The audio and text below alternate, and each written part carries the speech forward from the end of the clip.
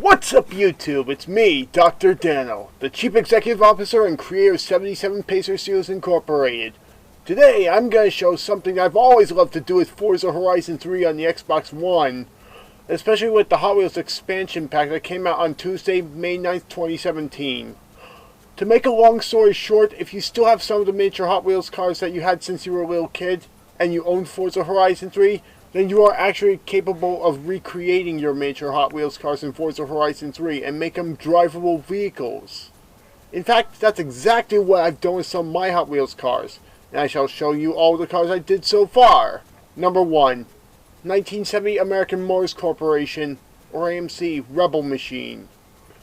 This is the giant lightning car that I recreated in Forza Horizon 3. However, while the original JL car has its engine popping out the hood, that's something I couldn't do with the in-game car of the same year, make, and model. But otherwise, it looks a lot like the JL car in my collection. Number 2. 1969 or 1970 Chevrolet Corvette C3 Stingray Coupe. This in-game 1970 Corvette wears a paint scheme very much like the one worn by a 1969 equivalent in my Hot Wheels collection. Honestly, there isn't really much difference between the 1969 and 1970 model years of the Corvette. In fact, the 1970 models would have already been in production by the time the first men walked the moon in July 1969. Number 3. 1963/1967 Chevrolet Corvette C2 Stingray Coupe. This 1967 Corvette Stingray wears the paint scheme of a 1963 model in my Hot Wheels collection. However, there are some differences. For example, the 1963 model has a split rear window and hood vents, neither of which are on the in-game 1967 model here, as both features were deleted from 1964 onwards. Other than these minor differences, these two cars look almost alike. Though the current Hot Wheels logo doesn't have the Mattel logo on it in-game, I've added that to the logo on the hood of the car to match down the original car. Number 4. 1979/1977 Firebird Trans Am. This 1977 in-game Firebird Trans Am wears the paint scheme of a Yatman car in my collection. However, the original miniature car is a 1979 model, which has a different front end, but otherwise both cars look very similar. Especially number 30, the boxes on the car in-game seem to perfectly match. Number 5. 1966 Ford GT40 Mark II. This orange GT40 is modeled after a miniature GT40, which seems to have an identical paint scheme. To be honest with you, I am not sure off the top of my head which manufacturer made this miniature car here. If you know it, please leave it in the comments. Number 6. 1966 Chevrolet Nova SS. This is one of my most accurately recreated miniature Hot Wheels cars that I also have in Forza Horizon 3. I swear to God that perfectly matches an identical looking car in my Hot Wheels collection. I even tinted the windows light blue too. Number 7. 1971 AMC Javelin AMX. Here's another perfectly matching vehicle, both in my Hot Wheels collection and as a drivable vehicle in Forza Horizon 3. However, although the only sponsor logos that are both on the original car and available in-game were American Motors and Pennzoil, everything else was recreated with tons of vinyls. Again, I'd say it's a perfect match. What do you think? Number 8. 1969 Hot Wheels Twin Mill. Oh yeah, it's the iconic 1969 Twin Mill from Hot Wheels. In fact, my mom actually had a twin mill of her own when she was a little girl back in the late 1960s, but the one she had was colored blue, unlike the red version shown here that I got off of eBay for $7.74 on Tuesday, July 11th, 2017. Over 2.5 decades later, in the mid-1990s, my older brother Stephen would inherit the car from Mom, but God knows what happened to it since. All I can say is that it's wherever Stephen had kept his Hot Wheels cars. Despite keeping my eyes open looking for other things that I haven't seen in years, the blue twin mill sadly never turned up. But in 2017, I would finally purchase this red 30th anniversary edition twin mill off of eBay for $7.74. It may look like an original 1969 version, especially with the design of the wheels accurately depicting the ones the original Hot Wheels cars originally had in the late 1960s when they first appeared.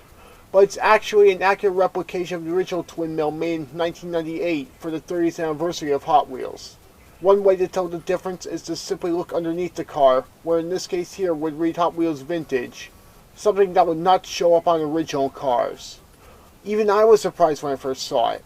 Number 9. 1970 Plymouth Superbird / 1969 Dodge Charger Daytona. This in-game 1969 Dodge Charger Daytona Hemi wears the paint scheme of a 1970 Plymouth Superbird in my Hot Wheels collection. I gotta tell you people, the fun just never ends with the possibilities of recreating miniature Hot Wheels cars in Forza Horizon 3.